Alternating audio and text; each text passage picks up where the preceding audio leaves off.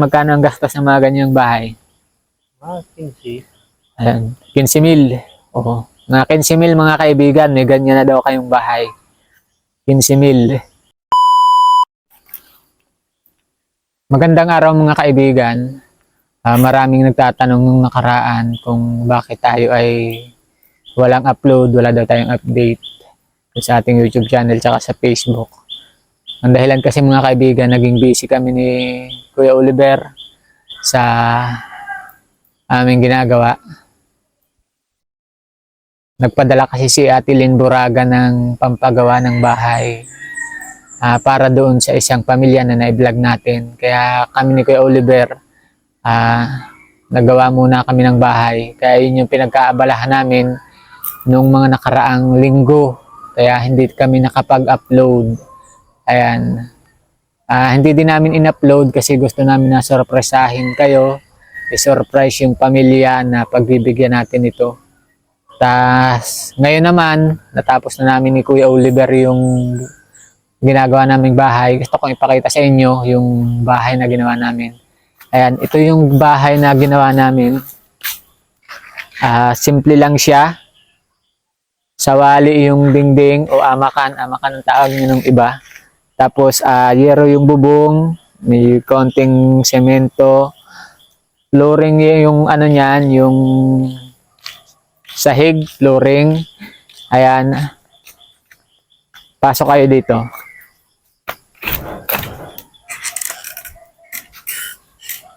Ayan, ito yung flooring nila. Meron pa nga tayong dito sa may hagdan kasi sementohin pa din natin. Ito yung pinakakusina na nila. Ayan, dito na yung kusina nila. Open lang ito, gawa ng para hindi masyadong mainit. At yero kasi medyo mababa din, kaya inopen lang namin. Ito yung kwarto nila. Ayan, ito yung kwarto nila. Maglalagay na lang tayo dito ng double deck. Ayan. Maglalagay tayo dito ng double deck. Dito sa bintana, and plano ko sana na lagyan ng jalousie, kaya nga lang jalousie or sliding, kaya nga lang ay medyo mahal pa, no? Kaya gagawa na lang muna natin ito ng bintana. Hindi pa totally na finish ito, pero konting-konti na lang, pwede nang lipatan. Pwede na siguro to kung sa Lunes pwede nang lipatan ng pamilya na pagbibigyan natin ito. Sa panahon ngayon mga kaibigan, sa katulad na naming mahihirap, napakahirap magpundar ng bahay. Kaya isang pagpapala, isang blessing talaga na merong isang tao na magbibigay sa iyo ng isang bahay.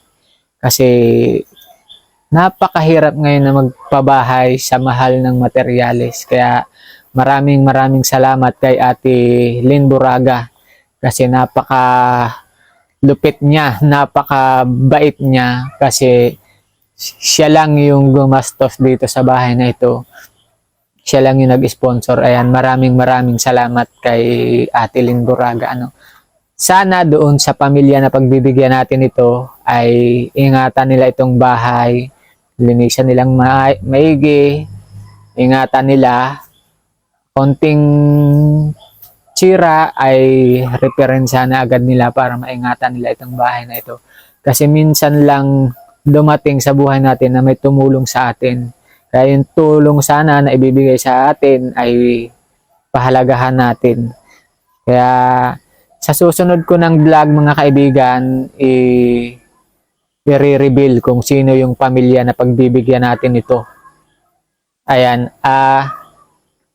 lahat ng materialis nito mga kaibigan, kukulamber, kawayan, amakan, yero, buhangin, semento, bakal, lahat yun binili natin. Tatansyan yung mga kaibigan magkano yung magagastos nito. Magkano yung gastos dito sa ganito kalaking bahay. Ang sukat nito ay ano lang, 3 meters by 4 meters ang sukat niya.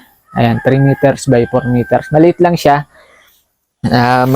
Lalagyan lang siya dito ng upuan. Ayan, lalagyan siya dito ng bamboo set. Pinalagyan din siya dito ni Ate Lynn Buraga ng bamboo set.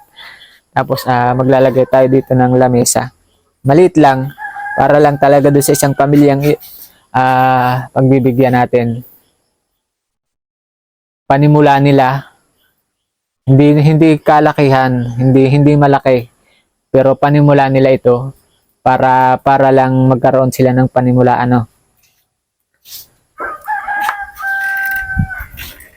Ayan. Kunti na lang naman yung aming gagawin dito. Pero kayang-kaya na siguro bukas gawin. Kaya nang gawin. Ayan. Ikot ko kayo na usok. Siga tayo. Ayan.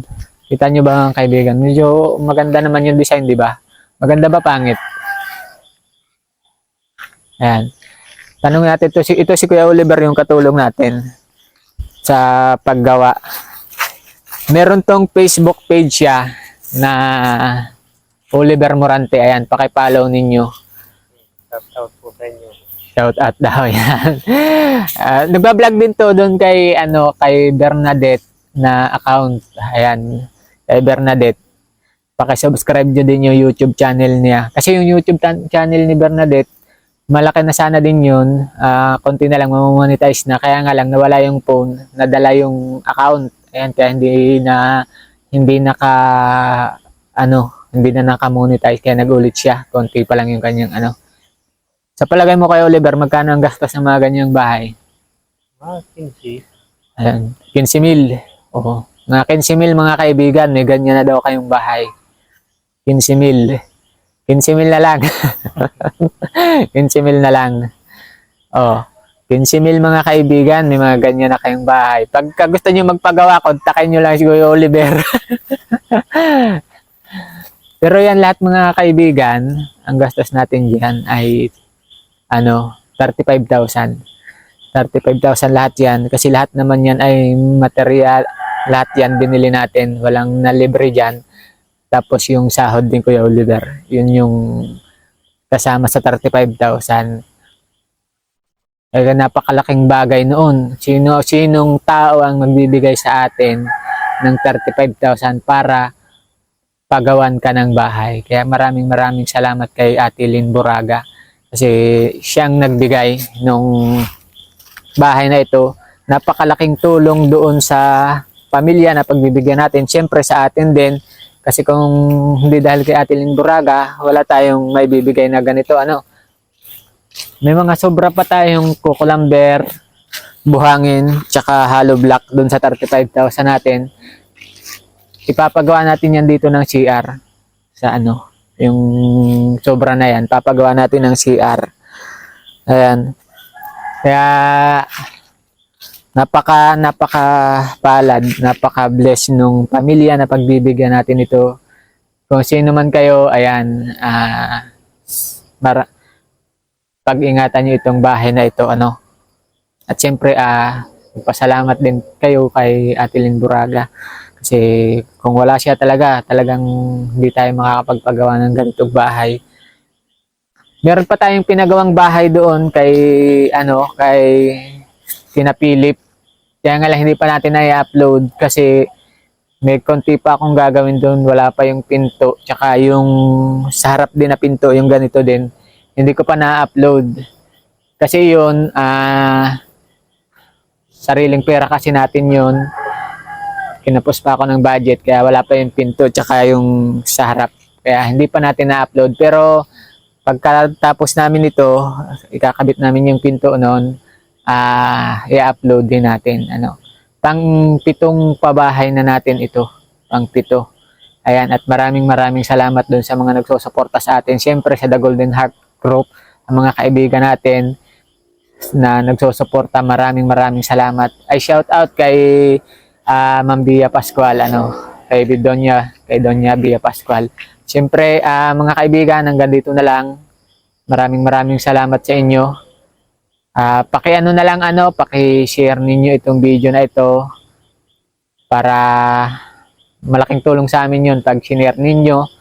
Tsaka pala mga kaibigan, yung BRB Resto Bar, paki-follow nyo, tsaka kung kayo nandiyan sa Pampanga, or taga Pampanga kayo, malapit kayo sa Pampanga, yan, bisitahin nyo.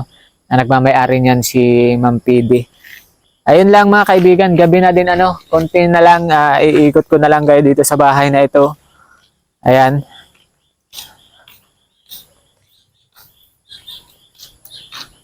Siguro baggawan pa natin dito ng isang baitang pa na hagdan. Tulang pa kasi Inulang pa tayo dun sa simento. So gagawa natin yan dito. Napakaganda sa pwesto na ito, tabing kalsada.